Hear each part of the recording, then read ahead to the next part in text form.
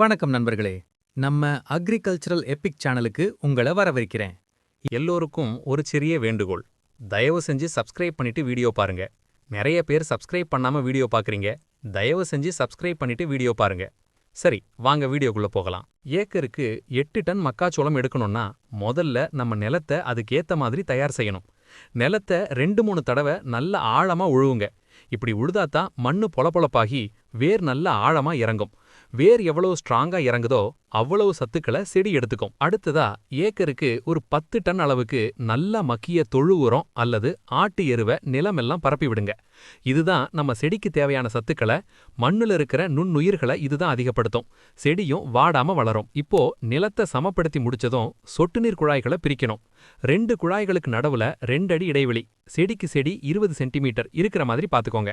இந்த 2 அடி இடைவெளியில தான் நாம இரட்டை வரிசை முறையில மக்காச்சோளத்தை நடப்போறோம். குழாய்களை விரிச்சதுக்கு அப்புறம் எல்லா சொட்டு நீர் துளைகளும் சரியா இருக்கான்னு ஒரு தடவை தண்ணி விட்டு செக் பண்ணிக்கோங்க. முக்கியமா வெஞ்சுரி செட்டப் சரியா இருக்கணும். ஏன்னா 8 டன் ஈல்டுக்கு தேவையான எல்லா உரங்களையும் நாம இது மூலமா தான் கொடுக்க போறோம். இதனால செடிக்கு சத்து சரியா போய் சேரும். நிலமெல்லாம் சூப்பரா ரெடி பண்ணியாச்சு. இப்போ விதைக்க போறோம். ஆனா அதுக்கு முன்னாடி ஒரு முக்கியமான வேலை இருக்கு. ஒரு ஏக்கருக்கு 32 மில்லி ஃபோர்டென்சா டுவோ கலந்து நல்லா விதை நேர்த்தி பண்ணுங்க. இப்படி செஞ்சா மண்ணுல இருக்கிற கரையான், தண்டுக்கூன் வண்டு எதுவுமே நம்ம செடியை அண்டாது. ஆரம்பமே ஆரோக்கியமா இருந்தாதானே 8 டன் மகசூல் கிடைக்கும். இப்போ நடவு முறைக்கு வருவோம். நாம விரிச்சிருக்கிற அந்த சொட்டு நீர் குழாய்க்கு 2 பக்கமும் விதைகளை ஊன்றணும். குழாயிலிருந்து 2 பக்கமும் 1 அடி இடைவெளி விட்டு செடிக்கு செடி 20 சென்டிமீட்டர் கேப் இருக்கிற மாதிரி பாத்துக்கோங்க. இப்படி நட்டாதான் ஒரு ஏக்கருக்கு சரியான செடி எண்ணிக்கை 30,000 செடிகள் கிடைக்கும். விதைக்கும் போது ரொம்ப ஆழமா போயிடக்கூடாது நண்பர்களே. சரியா ஒரு 2 இன்ச் ஆழத்துல விதைய வச்சு மண்ணை போட்டு மூடிடுங்க. ரொம்ப ஆழமா போனா முளைப்பு திறன் குறைஞ்சிரும். எல்லா விதைகளும் ஒரே ஆழத்துல இருந்தாதான் செடிங்க எல்லாம் ஒரே சீரா வளர்ந்து வரும். விதைச்சு முடிச்ச கையோட சொட்டு நீர் வழியா உயிர் தண்ணீர் கொடுங்க. மண்ணு நல்லா நனையிற அளவுக்கு தண்ணி பாய்ச்சுங்க. ஈரப்பதம் இருந்தாதான் விதைகள் சீக்கிரம் முளைச்சு வெளியே வரும். அடுத்த 3 நாள்ல செடிங்க எட்டி பார்க்கறத நீங்களே பார்க்கலாம். விதைச்சு முடிச்ச 2வது நாள் நிலத்துல ஈரப்பதம் இருக்கும்போதே ஏக்கருக்கு 500 கிராம் ஆட்ரஸின் களைக்கொல்லி அடிச்சிடுங்க. ஆரம்பத்திலேயே களைய கட்டுப்படுத்தினாதான் உரங்கள் வீணாகாம முழுசா செடிக்கு கிடைக்கும். ரொம்ப முக்கியமான விஷயம், இந்த களைக்கொல்லி அருகம்புல், கோரைப்புல் போன்றவற்றை கட்டுப்படுத்தாது. இவை முளைத்தால் திரும்ப களைக்கொல்லி லாடிஸ் 115 மில்லி அடிக்க வேண்டும். 10வது நாள் செடி 3 இலை விட்டிருக்கும். அமெரிக்க படைப்புழு முட்டை வைக்க வர நேரம் இது. எமாமெக்டின் பென்சோயேட் 2 கிராம் 1 லிட்டருக்குன்னு கலந்து குருத்துல இறங்குற மாதிரி தெளிங்க. இலையில ஒரு ஓட்ட விழுந்தா கூட மகசூல் பாதியா குறைஞ்சிடும். கவனம் மக்களே. 15வது நாள் ஏக்கருக்கு 5 கிலோ 1261 உரத்தோட 5 கிலோ ஜிங்க் சல்ஃபேட் சேர்த்து சொட்டு நீர்ல விடுங்க. இது செடியோட வளர்ச்சியை தூண்டி பச்சை கட்டி வளர வைக்கும். 22வது நாள் 5 கிலோ 19-19-19 கூடவே 5 கிலோ சல்ஃபர் உரத்தை விடுங்க.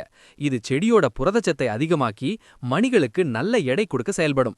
25 மற்றும் 30வது நாள்ல ஏக்கருக்கு 25 கிலோ யூரியா கூட 10 கிலோ கால்சியம் நைட்ரேட் கொடுங்க.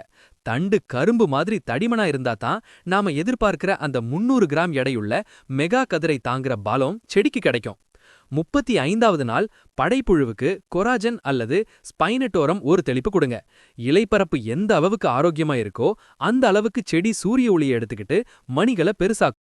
40வது நாள் 12 கிலோ 12-61 உரத்தை சொட்டு நீர் வழியா கொடுங்க. கதிர் உருவாவதற்கான முதல் கட்டம் இதுதான். 48வது நாள் 12 கிலோ 12-61 கூடவே 1.5 கிலோ போரான் கட்டாயம் கொடுக்கணும். போரான் தான் கதிர் நுனிவர மணி பிடிக்க வைக்கும். ஒரு மணி கூட சொத்தையா இருக்கக்கூடாதுன்னா இந்த 1.5 கிலோ போரான் ரொம்ப முக்கியம்.